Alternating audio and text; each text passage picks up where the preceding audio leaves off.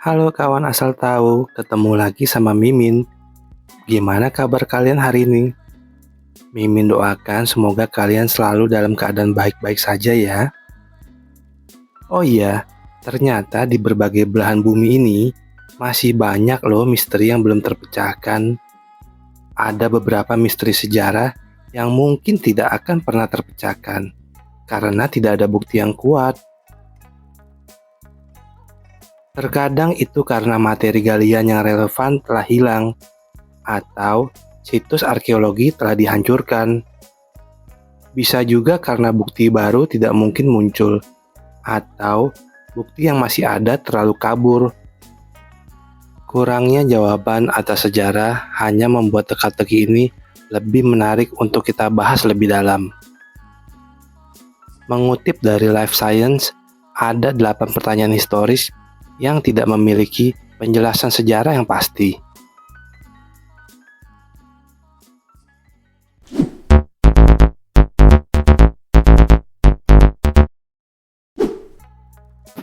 Yang pertama, mungkin kalian kenal nama Cleopatra. Tetapi, di manakah makam Cleopatra sesungguhnya? Penulis kuno mengklaim bahwa Cleopatra ke-7 dan kekasihnya Mark Antony dimakamkan bersama di sebuah makam setelah kematian mereka pada tahun 30 sebelum Masehi. Pada tahun 45 Masehi sampai dengan 120 Masehi, seorang penulis bernama Plutarch menulis bahwa makam itu terletak di dekat kuil Isis, seorang dewi Mesir, dan merupakan monumen tinggi dan indah yang berisi harta karun yang terbuat dari emas, perak, zamrud, mutiara, kayu hitam, dan gading. Akan tetapi, sampai saat ini lokasi makam tersebut tetap menjadi sebuah misteri. Pada tahun 2010, Zahi Hawass, mantan Menteri Barang Antik Mesir, melakukan penggalian di sebuah situs dekat Alexandria, yang sekarang disebut Taposiris Magna, yang berisi sejumlah makam yang berasal dari era ketika Cleopatra VII memerintah Mesir. Hingga saat ini, makam Ratu Mesir kuno Cleopatra masih belum ditemukan. Banyak pakar yang berusaha mencarinya. Terbaru, ada situs yang diduga menjadi tempat peristirahatan terakhir Cleopatra. Hal ini diungkapkan oleh arkeolog bernama Kathleen Martinez dari Universitas San Domingo yang telah mencari makam Cleopatra selama hampir 20 tahun. Dalam pencarian terbarunya, Martinez dan timnya menemukan terowongan sepanjang 1.305 meter yang terletak 13 meter di bawah tanah. Kementerian Pariwisata dan Barang-barang Antik Mesir mengumumkan penemuan terowongan kuno dan menyebutkan sebagai keajaiban teknik. Martinez mengatakan dia mengagumi Cleopatra sebagai pelajar, ahli bahasa, ibu dan filsuf. Ketika suaminya Jenderal Romawi Mark Antony meninggal dalam pelukannya pada tahun 30 sebelum Masehi, Cleopatra langsung bunuh diri. Menurut kepercayaan yang beredar, wanita ini dengan sengaja membiarkan ular berbisa menggigitnya. Momen kematian tersebut telah diabadikan dalam seni dan sastra. Namun, lebih dari 2 milenium kemudian, hanya sedikit yang diketahui tentang di mana jenazahnya berada. Serangkaian petunjuk membuat Martinez percaya bahwa makam Cleopatra mungkin terletak di kuil Osiris di reruntuhan kota Taposiris Magna di pantai utara Mesir, di mana Sungai Nil bertemu dengan Laut Tengah. Menurut Martinez, Cleopatra pada masanya dianggap sebagai inkarnasi manusia dari Dewi Isis. Lalu Antony dianggap sebagai dewa Orisis, suami Isis. Penggalian sejauh ini mengungkapkan bahwa kuil itu didedikasikan untuk Isis, yang menurut Martinez adalah tanda lain bahwa makam yang hilang terletak di dekatnya, serta terowongan di bawah laut. Jika terowongan ini benar-benar mengarah ke makam Ratu Cleopatra, itu akan menjadi penemuan terpenting abad ini, katanya. Para arkeolog telah mencatat bahwa meskipun makam Cleopatra masih bertahan hingga hari ini, makam itu mungkin sudah dijarah dengan berat dan tidak dapat diidentifikasikan.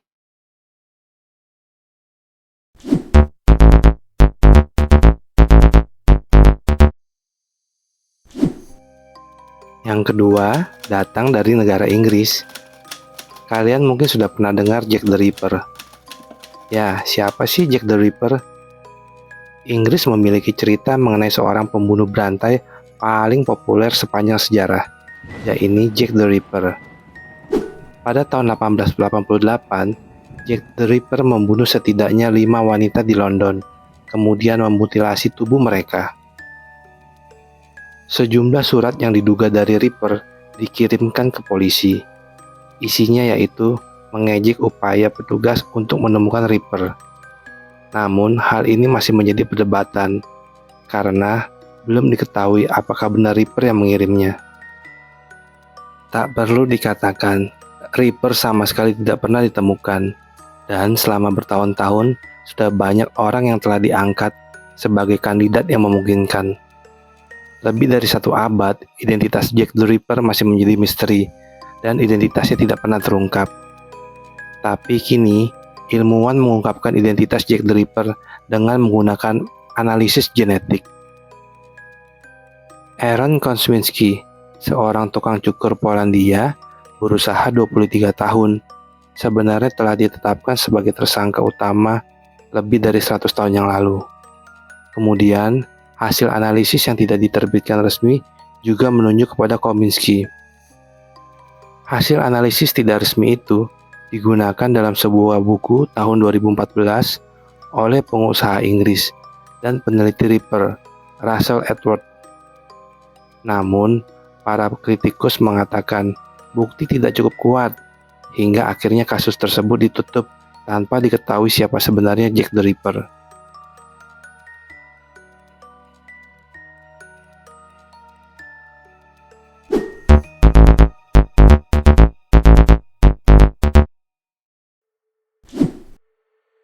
Yang ketiga datang dari negara Amerika Serikat.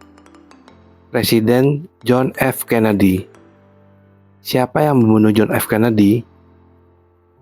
Kejadiannya pada tanggal 22 November 1963. Presiden John F. Kennedy ditembak di Dallas oleh Lee Harvey Oswald. Meskipun beberapa berspekulasi bahwa dia bukan satu-satunya penembak. Pada 24 November 1963, sebelum Oswald diadili, Oswald ditembak secara fatal oleh pemilik klub malam yang bernama Jack Ruby. Belum sempat diadili, malah sudah dihabisi. Bagaimana fakta yang sebenarnya bisa terkuak? Terlihat sekali ada konspirasi, bukan? Penjelasan yang paling diterima secara luas adalah bahwa Oswald membunuh JFK sendiri dan Ruby membunuh Oswald atas kemauannya sendiri. Motivasi Ruby menembak Oswald yang diketahui adalah untuk menghindarkan John F. Kennedy dari gangguan Oswald yang kembali ke pengadilan. Namun, masih ada sejumlah besar sejarawan profesional bersama dengan para amatir yang tidak setuju dengan penjelasan ini. Sejak kematian JFK, banyak penjelasan alternatif atau isu-isu liar yang terkemuka, baik itu oleh sejarawan maupun para pengamat amatir. Mengingat bahwa bukti baru yang signifikan tidak mungkin muncul, konsensus yang pasti mungkin tidak akan pernah tercapai. Tampaknya, penyebab kematian Presiden Kennedy tetap akan menjadi misteri.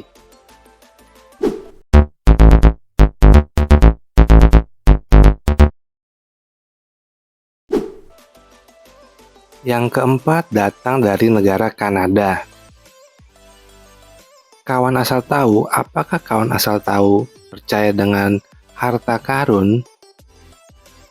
Ya, di Kanada ada pulau yang bernama Pulau Oak yang terletak di lepas Nova Scotia, Kanada, memiliki lubang harta karun yang terpendam.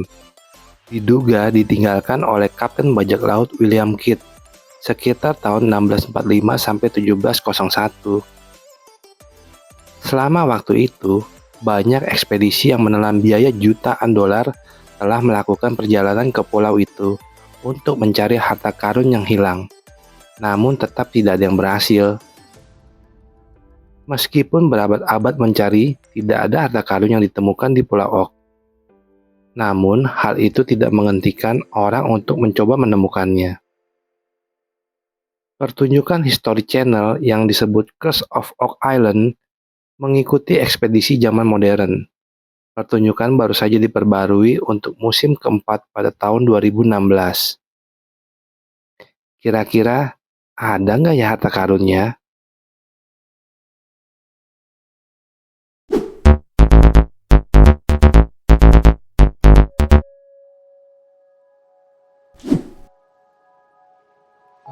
Yang kelima masih mengenai harta karun, tetapi kali ini berasal dari Italia.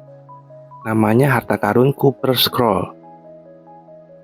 Kejadian ini berawal dari penemuan ratusan koin emas era Romawi kuno oleh Ministry of Cultural Heritage and Activities of Italy. Kisah harta karun lain yang mungkin tidak akan pernah terpecahkan adalah Cooper Scroll, yaitu pada tahun 1952. Sebuah gulungan tembaga ditemukan oleh para arkeolog di sebuah gua bersama dengan gulungan laut mati lainnya di situs Qumran. Seperti namanya, tulisan itu diukir di atas gulungan tembaga.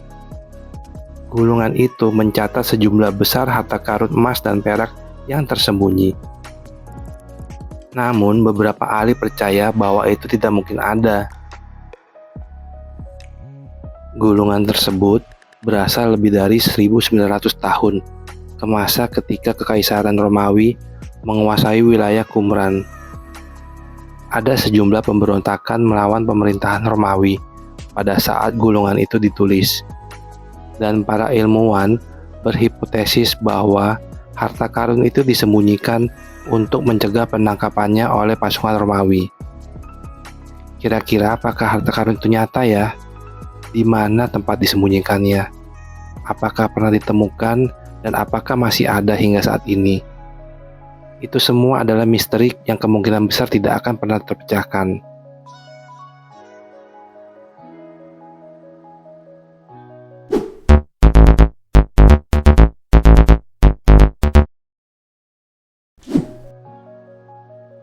Yang keenam datang dari negara Irak, yaitu Taman Gantung Babilonia.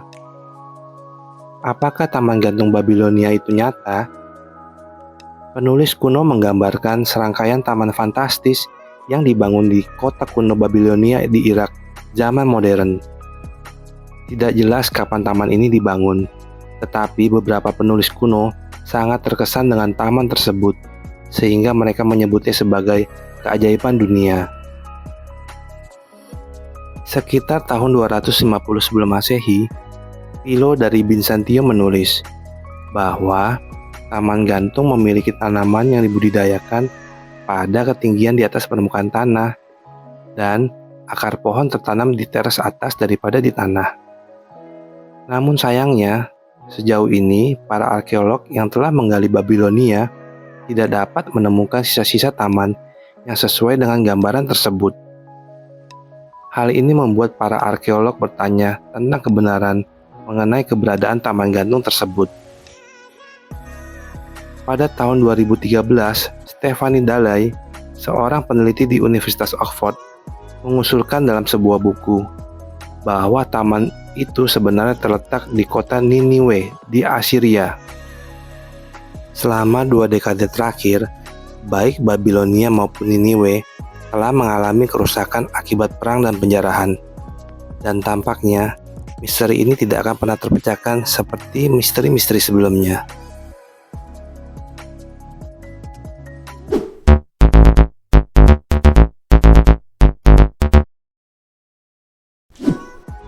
Yang ketujuh berasal dari negara Israel, yaitu Tabut Perjanjian atau Ark of the Covenant.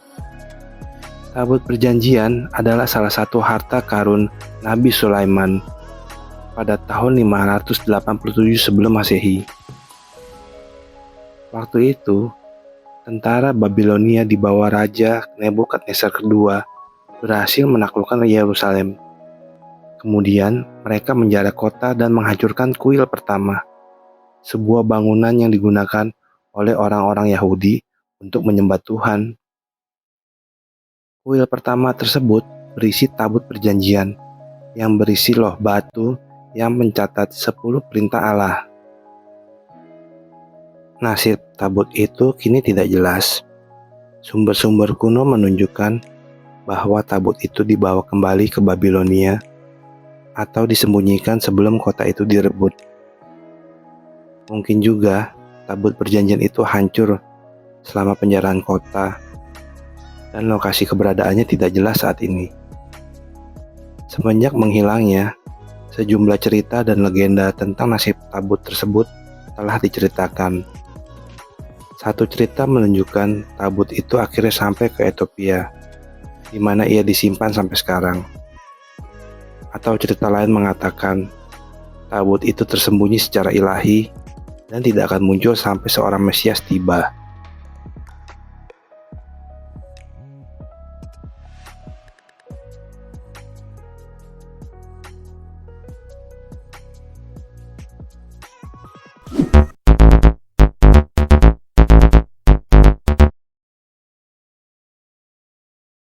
Yang kedelapan, keberadaan Atlantis. Apakah ada kota Atlantis? Pada abad keempat sebelum Masehi, filsuf Yunani Plato menceritakan sebuah kisah tentang sebuah negeri bernama Atlantistat yang ada di Samudra Atlantik dan konon menaklukkan sebagian besar Eropa dan Afrika pada zaman prasejarah.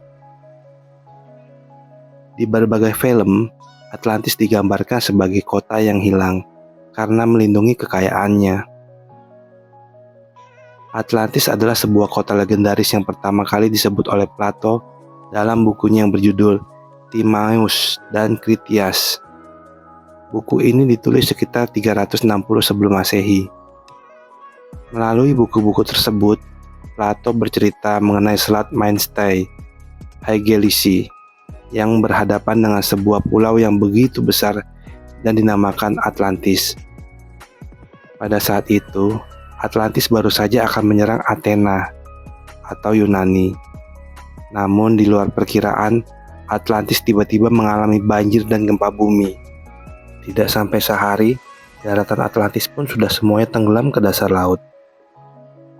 Cerita Plato soal Atlantis ini diduga kuat bukan karangan belaka. Karena Socrates, guru Plato, juga mengatakan bahwa keberadaan Atlantis benar-benar nyata 11.000 tahun yang lalu.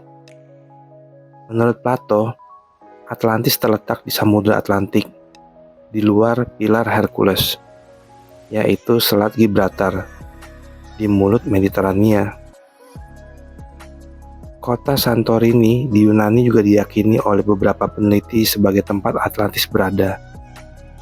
Namun lagi-lagi, hingga saat ini Atlantis tidak pernah ditemukan. Ada yang menarik. Salah satu dugaan kuat pun berujung di bawah lautan Indonesia. Ilmuwan asal Brasil, Aricio dos Santos, dalam bukunya yang berjudul Atlantis, The Lost Continent Finally Found, dan Definitive Localization of Plato's Lost Civilization, membandingkan beberapa negara yang ciri-cirinya mirip dengan Atlantis, mulai dari wilayah, cuaca, kekayaan alam, gunung berapi, hingga cara bercocok tanam. Tidak tanggung-tanggung, penelitian tersebut menghabiskan waktu hingga 30 tahun. Santos akhirnya menyimpulkan jika Indonesia adalah kota Atlantis. Ia menunjuk Pulau Natuna, Kepulauan Riau, sebagai kota misterius tersebut. Akan tetapi, banyak dari peneliti yang tidak setuju dengan gagasan ini. Meskipun demikian, para ilmuwan sudah setuju bahwa ada benua yang tenggelam di Indonesia. Benua tersebut bernama Sundaland. benua yang tenggelam ini adalah wilayah Laut Dangkal yang berada di antara Sumatera dan Kalimantan. Akan tetapi, lagi-lagi belum ada satupun bukti konkret yang dapat ditemukan di dasar lautan ini. Bagaimana menurut kalian?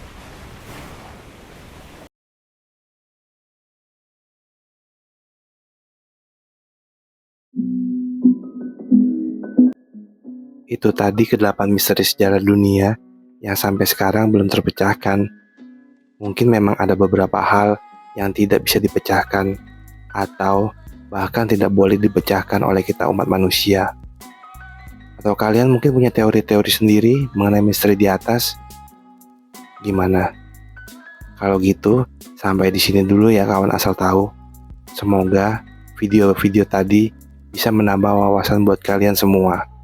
Sampai ketemu di video berikutnya. Bye.